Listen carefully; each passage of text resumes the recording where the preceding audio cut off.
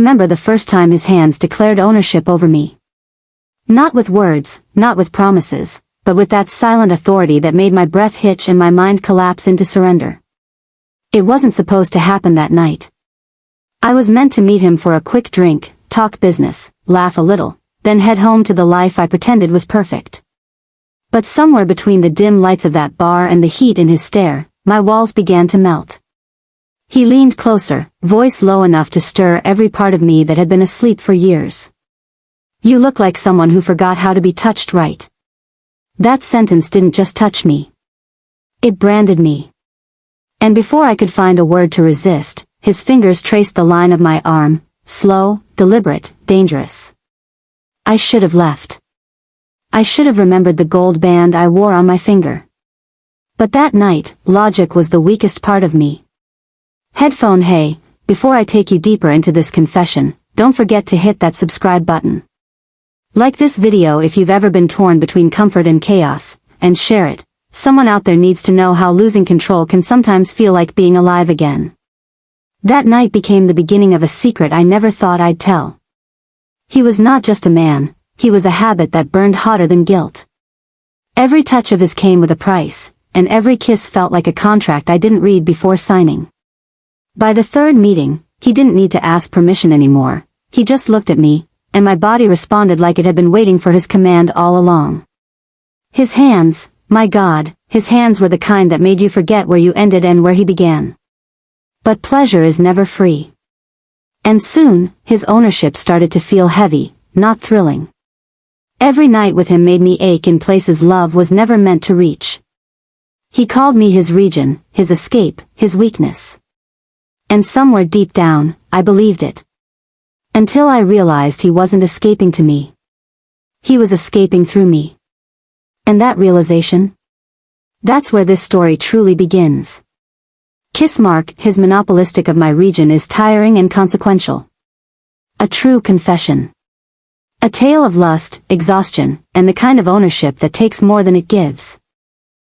I didn't realize when his affection turned into possession. At first, it felt like warmth, a kind of addiction that melted through my loneliness and pulled me into something I thought was love. But over time, it became a monopoly. His presence was everywhere. His hands. His scent. His voice. His shadow. There were moments I could barely breathe without feeling him against my skin, even when he wasn't there.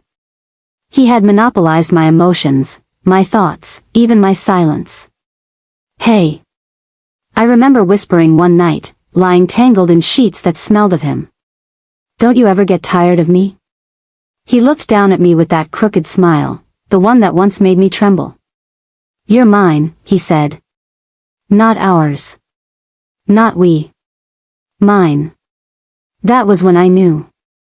His love wasn't a refuge anymore, it was a cage. Before I go deeper into that night, don't forget, subscribe if you haven't yet, and like this video if you've ever been caught between desire and doubt. Because this story, my story, isn't about perfection. It's about consequences. He didn't just love me, he consumed me. When I tried to pull away, he'd reel me back in, softly at first, then harder, like a fisherman tightening his grip on a caught prize. And every time he touched me, I would forget why I wanted to leave. There was something intoxicating in the way he kissed, like a thief stealing my sanity one sigh at a time. But soon, the aftertaste wasn't sweetness. It was exhaustion.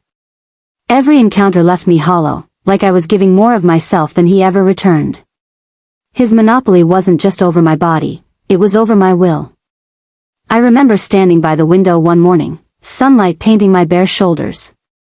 He was still asleep, his arm heavy over my waist, possessive even in dreams. And I thought, is this what love is supposed to feel like? Because if it was, it hurt too much. My phone buzzed on the nightstand, my husband's name lighting up the screen. I froze. For a moment, guilt surged through me like cold water. But then his hand brushed my thigh, and the guilt faded again, just like always. That's how it was with him, a cycle of want, surrender, and regret. Somewhere in me, a voice began to whisper. You're losing yourself, one secret at a time. But I couldn't stop. Not yet. Not when his touch still made me feel alive, even if it was killing something deeper inside me. If you're still watching, don't forget to hit subscribe and share this story, because next, I'll tell you about the night I tried to break free, but his monopoly became something far more dangerous. Next chapter, the night his possession broke me. I used to think passion was supposed to be freeing. That when a man desired you, you were meant to feel alive, weightless, like a confession caught in the wind. But with him, passion felt like possession. Each kiss was a claim. Each glance, a reminder that I was no longer my own. That night, when he showed up at my door unannounced, I knew my secret had grown legs, and it was stronger than mine.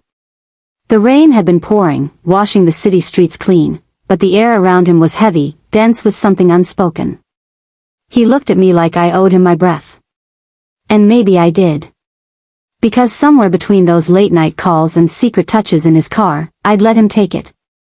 "Did you miss me?" he asked, stepping closer, his voice calm but commanding. I didn't answer. I couldn't. My body already had. His hand brushed against my waist, sliding up as if reminding me where I belonged, to him. He didn't have to raise his voice.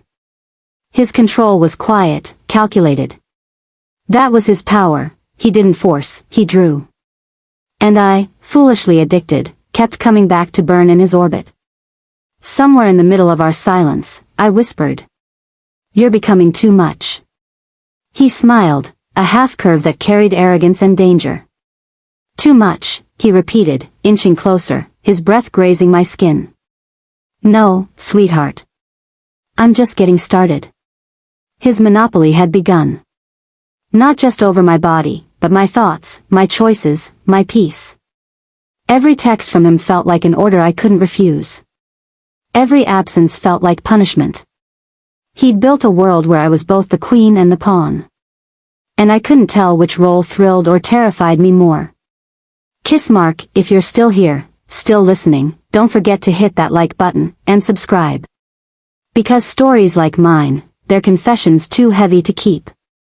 The next morning, I looked in the mirror and saw a woman I didn't recognize. Not my husband's wife. Not my own friend. Just his, molded, claimed, consumed. And yet, despite how much it hurt, I wanted more. I used to think I was strong enough to juggle him and my sanity. But that was before his hold became something else, something that wrapped around me like a whisper I couldn't escape. His touch wasn't just physical anymore. It was habit. It was addiction. And even when I wasn't in his arms, I could feel him inside my head, tugging at the strings of my restraint. It started that morning when he showed up unannounced at my boutique. His eyes were unreadable, but the moment they landed on me, everything in my body betrayed me again. I tried to hide the shiver that crawled up my spine, but he noticed. He always noticed. "You're tired of me?" he asked quietly, brushing his fingers against my cheek like he was testing if I still belonged to him. My heart stuttered. My voice trembled. "You're exhausting me," I confessed. "You're everywhere, even when I'm trying not to think of you." He smiled, that dangerous, knowing smile. "That's what you get for feeding the fire. You can't beg it to stop burning now." And that was it. He kissed me, deep, possessive, and claiming. My lies melted between our lips like sugar and heat. I told myself I'd stop tomorrow, but tomorrow never came. Every time I tried to break free, he found a new way to remind me that I had already surrendered. He didn't just love me, he owned my impulses, my reactions, my sighs. At night, when I went home to my husband's soft questions and his polite smiles, I felt like a ghost wearing someone else's name. I would stand in the shower, letting the water run, trying to wash away the scent of him. But his memory clung like silk. His words echoed like prayers. "You think you can leave me? Then why do your lips still tremble when I call your name?" Somewhere deep down, I knew I was being consumed, emotionally, mentally, maybe even spiritually. His monopolistic love wasn't a romance anymore. It was a quiet captivity I had volunteered for. And still, I couldn't let go. If you're still listening, don't forget to like this video, share it, and subscribe for more real confessions of love, lies, and the kind of betrayal that lingers long after the pleasure fades. Because what's coming next is the aftermath I never saw coming. The night he left, silence became the loudest sound in my house. Every corner whispered his name, every reflection mocked my choices. I used to think being desired was power, that his possessiveness meant I mattered. But in truth, I was just an extension of his hunger. He consumed everything, my laughter, my time, my peace, until nothing of me was left but a woman waiting for the next text, the next touch, the next lie disguised as love. You know, sometimes, when desire turns monopolistic, it stops being affection, it becomes an addiction. Soft pause for effect, voice trembling. If you're still watching, please, like this video, share it, and subscribe. Because maybe somewhere out there, another woman is drowning in the same storm I barely survived. His lips taught me ecstasy, but his silence taught me pain. His touch made me forget the world, but his control made me forget myself. I called it passion, but it was just possession painted in red and lust. He would show up at midnight, whispering that he missed me. And even when my soul screamed, enough, my body still betrayed me, craving the very thing that broke me. But tonight, I am free. No more secret texts. No more hotel rooms that smell like guilt. No more half-truths. His monopolistic hold was both my pleasure and my prison. And though walking away tore my heart, staying would have devoured my sanity. Soft sigh. If you've ever mistaken obsession for love, you'll understand me. And if you haven't, pray you never do. Because sometimes, the lips that kiss you most sweetly are the same ones that teach you how bitter betrayal tastes. So, if you made it this far, please, subscribe. Not just for me, but for every story that never got told. For every secret affair that ended in silence. I was his. Completely. Until I remembered I belonged to myself first. That was the beginning of my healing. I don't know if I should call it love, or a sweet burning addiction that disguised itself as affection. Every time he touched me, it felt like fire wrapping around silk, hot, tender, and dangerous. He wanted to own me, every breath, every tremor, every whisper of my being. And for a while, I let him. His monopoly over my body became a religion I worshipped in secret. His voice, deep and possessive, was my gospel, his touch my holy sin. But passion that burns too long always consumes what feeds it. What once thrilled me began to suffocate me. Every kiss carried the weight of ownership, every night ended with me drained, not from pleasure, but from losing myself a little more. So, I walked away, not because I stopped craving him, but because craving him was killing me. Some nights, his scent still lingers in my dreams, and my body remembers what my mind begs to forget. He was the storm that awakened me, and the silence that drowned me after. If you've ever loved someone so hard that it hurt to breathe, if you've ever been both the fire and the ash, then you know what I mean. Fire before you go, don't forget to hit that like button, subscribe, and share this story with someone who's ever tasted a love too intense to last. Because sometimes, the most dangerous monopolies aren't built on money or power. They're built on touch.